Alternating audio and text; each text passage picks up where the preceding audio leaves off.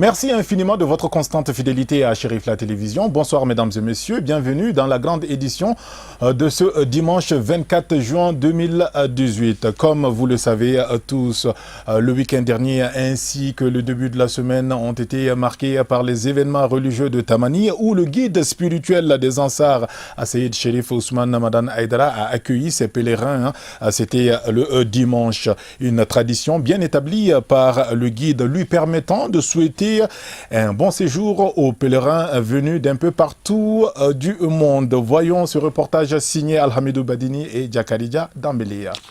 Comme chaque année, ils sont des milliers à avoir effectué le voyage pour prendre part à la Ziara de Tamani. 10 nationalités différentes, à savoir le Mali, le Burkina Faso, la Côte d'Ivoire, le Sénégal, le Niger, le Cameroun, le Congo-Brazzaville, la Gambie, le Ghana et les États-Unis d'Amérique ont effectué les déplacements. Une cérémonie d'accueil est organisée à chaque Ziara pour souhaiter la bienvenue aux pèlerins. C'est l'importance de la Ziara même qui me motive ou qui nous motive chaque année pour venir participer à ça.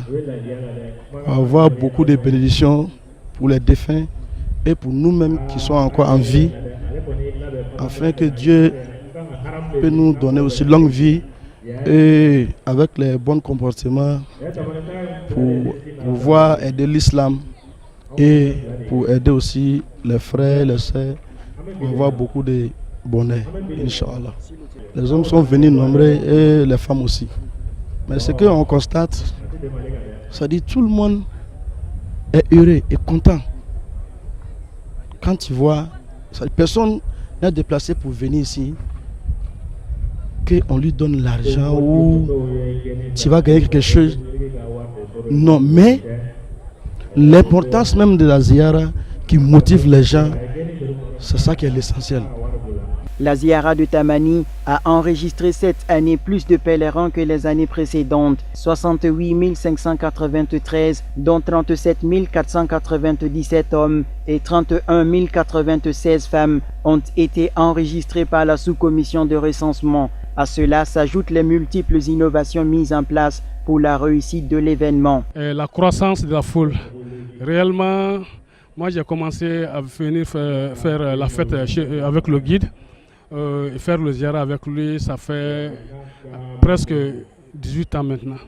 Donc quand on voit vers 2001, moi j'ai commencé à venir.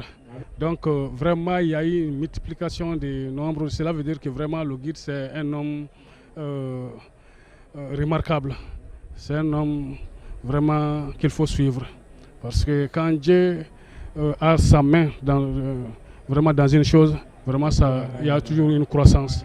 Donc vraiment, je suis très content. Il y a presque, tout le monde est représenté ici. Tous les pays africains, les pays asiatiques, les pays européens. Donc nous avons les représentations partout. Donc cela veut dire que vraiment, ce qu'il nous a montré, la voie qu'il nous a montré, c'est la voie de la vérité. La Ziara 2018 de Tamani, c'est aussi 312 cars, 737 minibus, 815 voitures, 50 bennes et 14 camions qui ont transporté ces différents pèlerins. À cela s'ajoutent 75 pirogues, 213 charrettes, 4068 motos et 303 vélos, sans oublier les 8245 pèlerins qui ont effectué le déplacement à pied.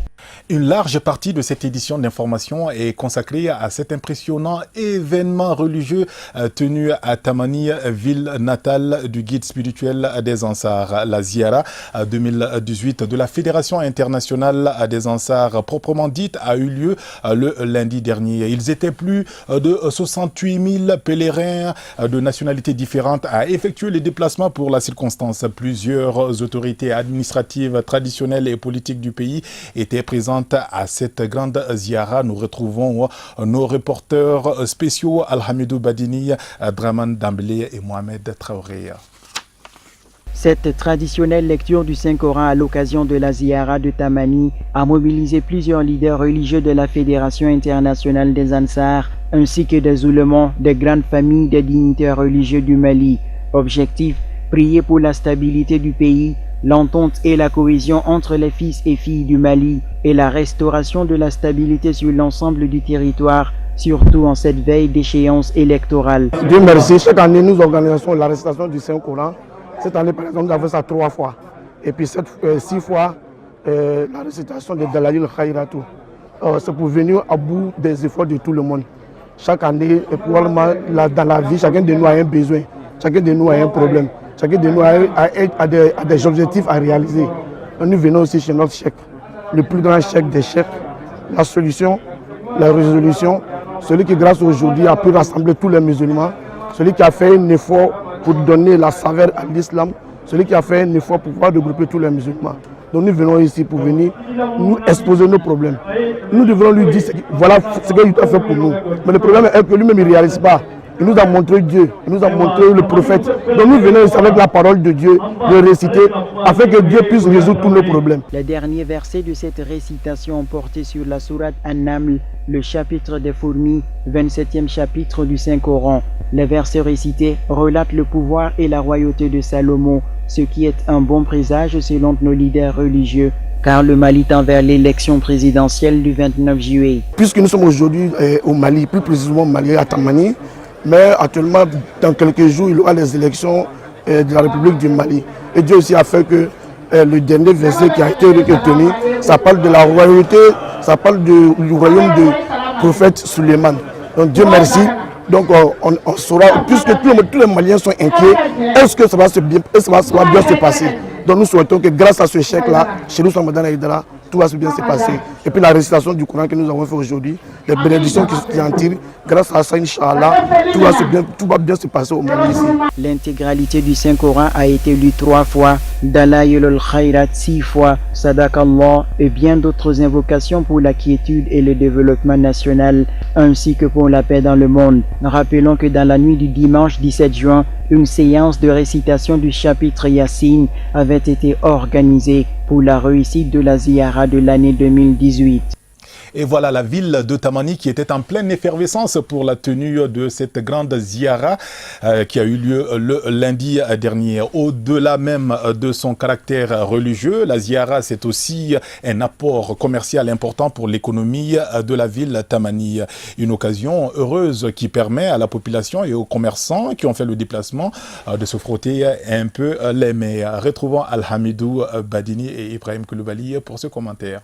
La Ziyara de Tamani 2018, c'est avant tout un rituel islamique, une pratique du saint prophète Muhammad, paix et salut sur lui. C'est aussi une aubaine économique pour les vendeurs de Tamani et les commerçants qui ont fait le voyage. Les rues de la ville grouillaient de vendeurs de médicaments traditionnels, de vêtements, de livres islamiques et bien d'autres articles. Un avantage économique pour Tamani que clament les autorités administratives de la localité, car il permet de booster en quelques jours l'économie de la ville au profit du bonheur de la population. Rappelons que l'organisation de la Ziyara à Tamani a permis à la ville de bénéficier du bitumage du tronçon routier qui la relie à Baraouli, soit environ une vingtaine de kilomètres. Après Tamani, direction Bamako, la capitale. Notre compatriote Mamoudou Gassama, devenu héros en France après avoir sauvé un enfant de 4 ans, a été reçu en début de semaine le lundi après-midi au palais de Koulouba par le chef de l'État Ibrahim Boubacar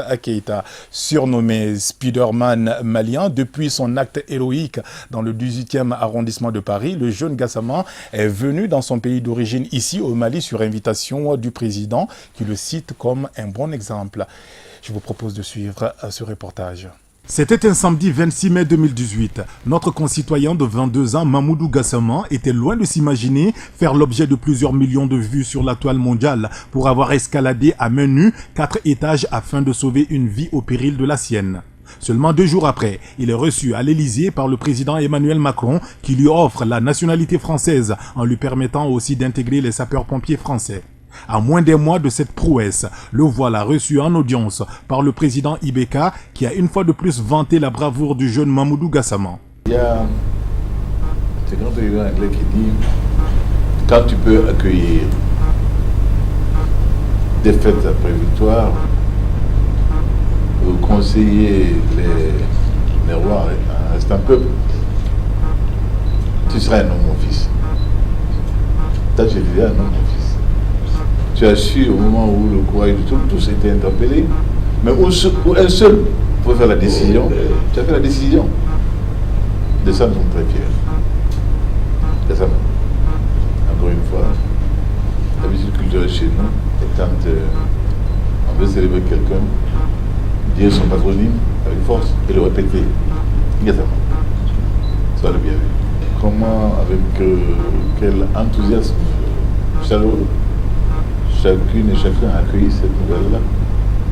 Du fils qui est parti et du fils qui n'est pas resté en chemin comme beaucoup d'autres. Et en ce moment où nous avons suivi la tragédie de l'Aquarius, je ne peux pas manquer d'avoir un mot pour cela. Et de saluer ce que l'Espagne a fait, de ce que la France s'apprête à faire aussi, ça part dedans. Tous ces jeunes gens en errance dans le désert, sur cette Méditerranée qui doit être un trait d'union, qui est devenu un cimetière marin. Cela nous attend un peu profondément. Nous devions pouvoir créer les conditions pour maintenir sur place. Oh, Dieu sait que nous le faisons. Nous le faisons. En dépit de tout ce qui est véhiculé, nous le faisons. Parce que vous savoir dans ces difficultés-là, nous fait très mal. De savoir que certains vous accueillent sans humanité, en vous niant votre part d'humanité, cela est très pénible. Parce qu'eux ne vous savent pas, mais nous, on vous sait. On vous sait héritier d'un grand empire, d'un grand pays, d'un grand peuple, dont l'histoire fut quand celle de beaucoup d'autres n'était pas. J'ai l'habitude de le dire. Et toi, particulièrement, tu viens du Mali oriental, occidental de l'Euro. Cette région du Sahel occidental, c'est une région malheureusement atteinte aujourd'hui par la désertification, par les changements climatiques, qui vous poussent à ne pas vous laisser mourir sur place, à essayer de chercher ailleurs ce qui peut être utile au pays ou à la famille. C'est cela qui vous a mis sur le route. Et toi, ton chemin t'a conduit là, aujourd'hui, et nous remercions le Tout-Puissant. Et tous ceux qui t'ont aidé dans ton parcours, tous ceux qui t'ont aidé. Ceux qui l'ont fait anonymement, ceux qui l'ont fait ouvertement, tous. Et pour tout couronner, le président Macron, tout à fait citoyen français aujourd'hui. Voilà ce que je veux dire. Mon fils, merci. À la différence de son audience avec Macron, Gassama n'est pas venu ici seul à Koulouba où on le voit vêtu de blanc accompagné de son père, son frère, de son désormais conseiller spécial ainsi que de l'adjointe au maire de Montreuil, tous fiers de lui. À sa sortie d'audience, après la poignée chaleureuse de main, c'est avec beaucoup de peine que Mamoudou arrive à s'exprimer tant l'émotion était grande. Bon, vraiment, merci tout le monde. Pour rencontrer le président de Mali, ça m'a fait plaisir. Ça m'a fait plaisir. Beaucoup plaisir, voilà. Les jours que j'ai fait le boulot, il m'a appelé, il m'a soutenu, voilà. Après ça, bon, il m'a invité de venir ici. Voilà, là, je suis venu, merci, voilà. Bon, on a bien parlé, bon, il a dit le boulot que j'ai fait. Il m'a félicité, et voilà.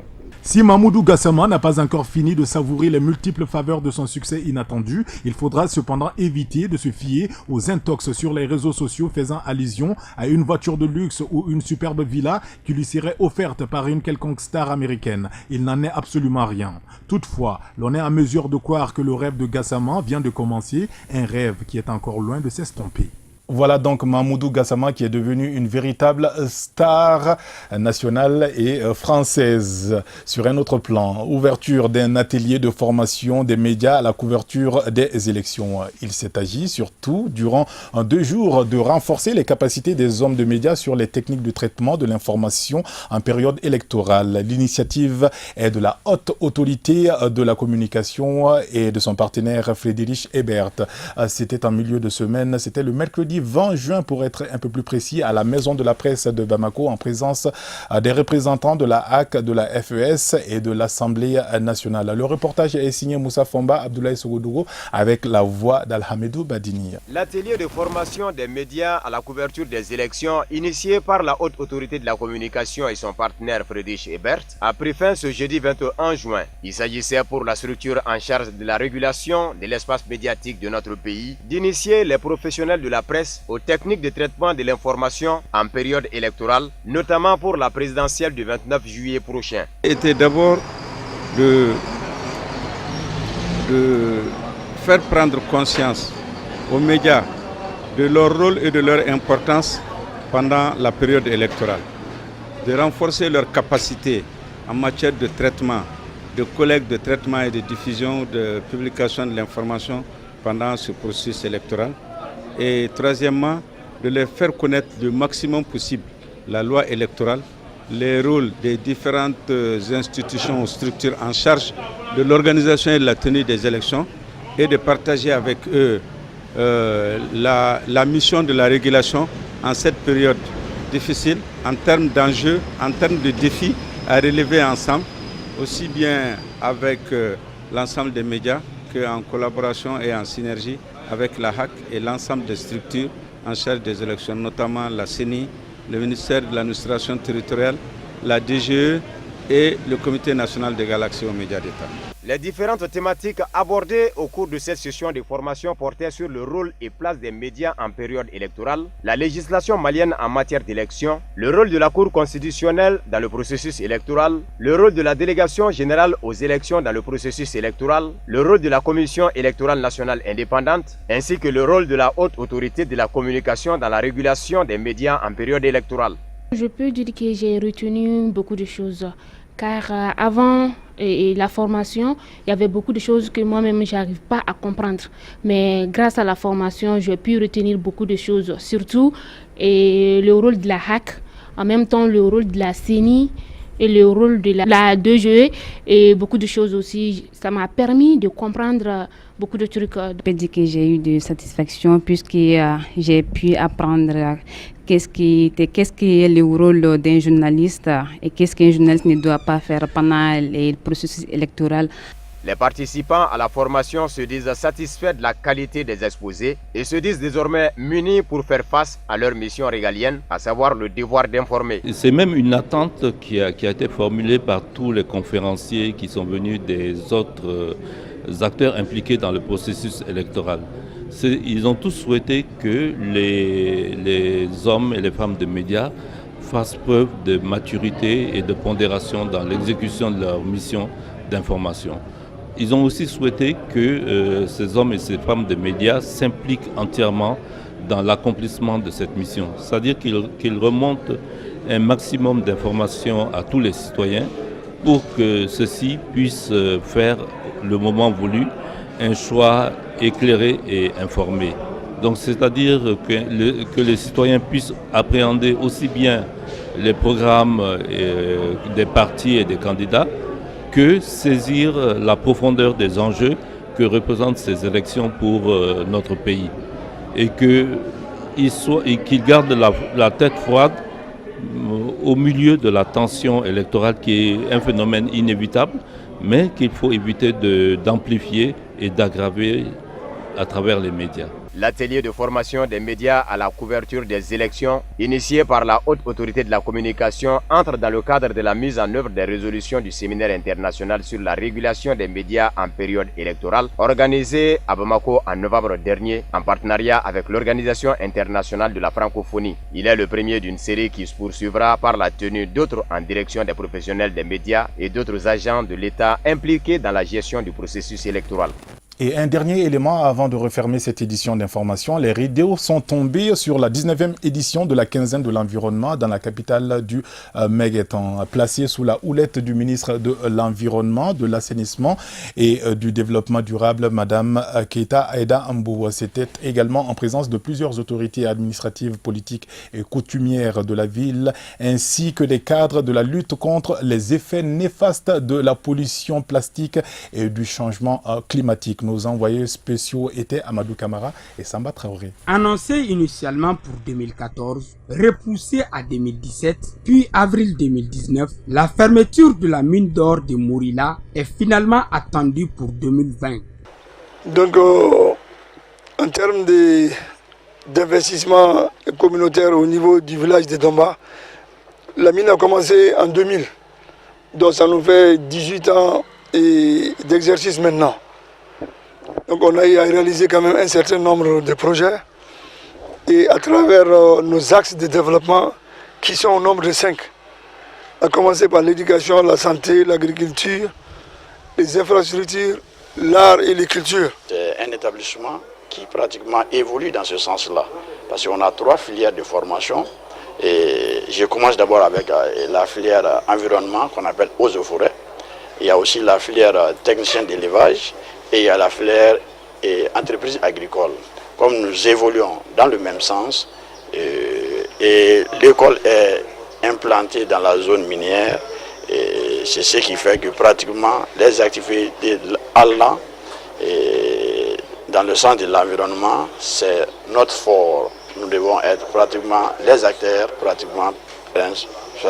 Ce programme de fermeture a entraîné la réduction du personnel de 1298 agents au départ à 815 salariés, tous des Maliens aujourd'hui. Pour pallier au vide économique que laisserait la fermeture prochaine de la mine, la société a conçu un projet agro-business pour les populations riveraines. Okay, on a été invité par la mine de Morila dans le cadre effectivement de la quinzaine de l'environnement pour la visite des infrastructures en vue de la fermeture, ce qu'on appelle le plan de fermeture de la mine de Morila. Les dispositions sont prises et déjà en amont, avant même l'installation de la mine, il y a eu ce qu'on appelle une étude d'impact environnemental et social qui trace les grandes lignes, les grandes orientations en ce qui concerne les impacts positifs et les impacts négatifs, tant sur le plan de l'environnement physique et social. La mine d'or de Morila SA a contribué à hauteur de 983 milliards de francs CFA à l'économie malienne sous la forme de dépenses directes dans le pays, y compris plus de 1,1 milliard de dollars versés à l'État malien à travers des dividendes, des droits de douane et autres impôts. Ce que je peux vous confier, dans le cadre de la fermeture, il y a beaucoup d'activités qui sont planifiées. Et je vais même lâcher le mot. Nous avons une entreprise au Bénin qui s'appelle Songhai, que nous comptons répéter ici à Morila. Donc ça c'est une entreprise qui a beaucoup de filières. Donc préserver la nature, travailler avec la nature, faire des profits sans détruire. Donc on veut implanter ça ici. En dehors de ça, il y a beaucoup d'activités dans les villages environnants, avec les femmes, avec les jeunes. Et tout ça pour préserver la nature. Dans ça, il y a l'agriculture, dans ça, il y a l'élevage, dans ça, il y a l'agriculture aussi. Tout ça pour maintenir ou créer ou soutenir quelque chose qui va rester après le départ de Morila, exploitant d'or. En termes de développement communautaire, quelques 5,6 milliards ont été versés au titre des patentes. 50 à 70 millions de francs CFA par an sont accordés aux communes riveraines. Plus de 30 forages ont été réalisés, ainsi que l'aménagement de 40 hectares de plaines rizicoles à l'intention des femmes de Morila et Fenkola. La société minière a donc investi de façon exceptionnelle dans l'environnement, l'éducation, le culte, les infrastructures, l'information, l'humanitaire et la santé. Point final donc à la grande édition de ce dimanche 24 juin 2018, en espérant que vous y avez prêté une attention particulière. Excellente suite de programmes sur Cherifla Télévision et bon début de semaine à toutes et à tous et à très vite pour d'autres informations sur votre chaîne préférée.